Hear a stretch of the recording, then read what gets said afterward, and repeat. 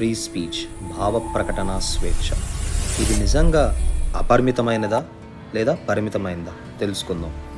Constitution of India series fundamental rights article 19 right to ఫ్రీడమ్లో ఈరోజు మనం freedom of speech and expression, భావ ప్రకటన స్వేచ్ఛకి రాజ్యాంగబద్ధంగా ఉన్న పరిమితులేంటో తెలుసుకుందాం.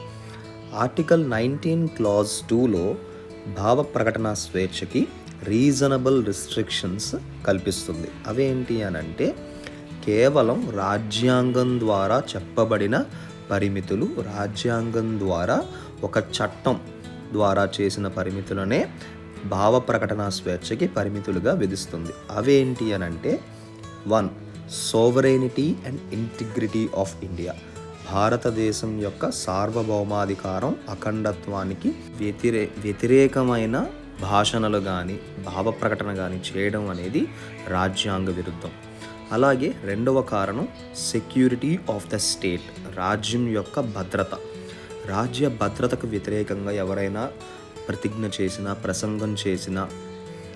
ఇంకొకటి friendly relations with foreign states, మన మైత్రీ బంధం, పొరుగు దేశాలతో ఉన్న మన మైత్రీ బంధాన్ని డిస్టర్బ్ చేసే విధంగా ఎవరైనా ప్రసంగం చేసినా. అలాగే పబ్లిక్ ఆర్డర్, ప్రజల శాంతి భద్రతలకి భిన్నంగా భంగం కల్పించే ప్రసంగాలు కానీ ఏదైనా వార్తలు ప్రచురించిన. డీసెన్స్ ఆర్ మొరాలిటీ, ప్రజా సంక్షేమం, అబ్జీనిటీ, వ్యతిరేక చర్యలు, ఇలాంటి దుష్ప్రచారాలు చేసిన. కంటెంప్ట్ ఆఫ్ కోర్ట్, భారతీయ న్యాయ వ్యవస్థని ధిక్కరించిన, అవమానపరిచే ప్రసంగాలు కానీ అటువంటి చర్యలు చేసిన. డిఫేమేషన్, ఒక వ్యక్తి యొక్క వ్యక్తిత్వాన్ని కానీ వారి యొక్క రెప్యుటేషన్ని కించపరిచే వ్యాఖ్యలు చేసిన. ఇన్సైట్మెంట్ టు అన్ అఫెన్స్, హింసను ఉద్రేకించి హింసను ప్రేరేపించే వ్యాఖ్యలు ప్రసంగాలు చేసిన.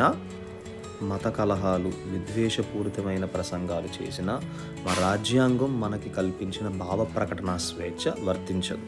ఇక్కడ ముఖ్యమైనది ఏంటి అని అంటే పైన చెప్పబడిన ఈ కారణాలకే భావ ప్రకటన స్వేచ్ఛని, అది కూడా చట్టపరంగానే రిస్ట్రిక్షన్ చేయగలరు.